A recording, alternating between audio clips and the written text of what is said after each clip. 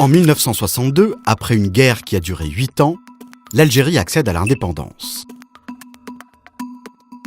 6 décennies plus tard, les promesses d'une société pluraliste et d'une économie diversifiée sont restées lettres mortes. Un immobilisme qui se retrouve sur le plan international, où son intervention est particulièrement discrète. Si l'Algérie demeure en conflit avec son voisin marocain, notamment pour des questions historiques de rivalité territoriale, le gouvernement algérien tente, depuis plus de 2 ans, de participer à la résolution du conflit. L'Algérie est un pays jeune. 2/3 de ses habitants ont moins de 40 ans. Mais cette jeunesse a d'énormes difficultés à trouver du travail. Si officiellement le taux de chômage global est proche des 12%, il s'élève à plus de 26% chez les 16-24 ans. L'Algérie est pourtant un pays riche.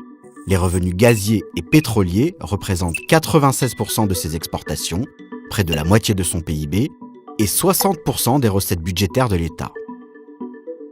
Politiquement, ce sont ces richesses en gaz et en pétrole qui ont permis à l'Algérie d'assurer la stabilité de son régime et de maintenir la paix sociale grâce à une subvention habile des prix de l'énergie.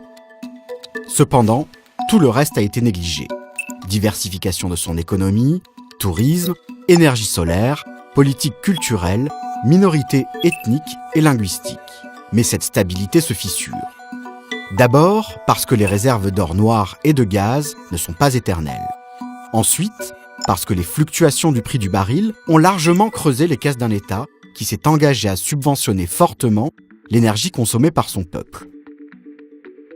Alors qu'il est le 10e plus grand pays au monde par sa taille, l'Algérie n'exploite pas, pour le moment, son fort potentiel solaire lié au Sahara qui compose une grande partie du pays.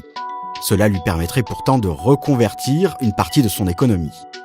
Sur le plan politique, le modèle algérien semble également à bout de souffle.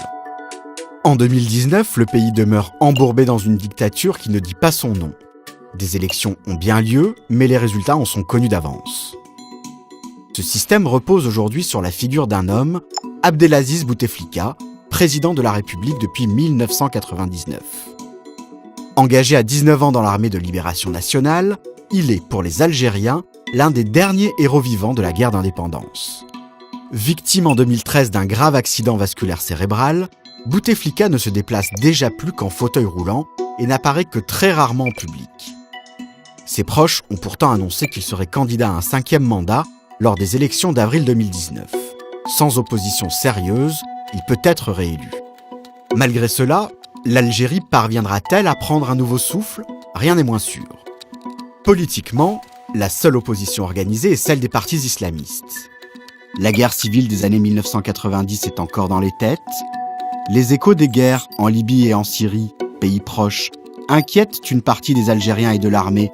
Le modèle politique et économique de l'Algérie reste à inventer.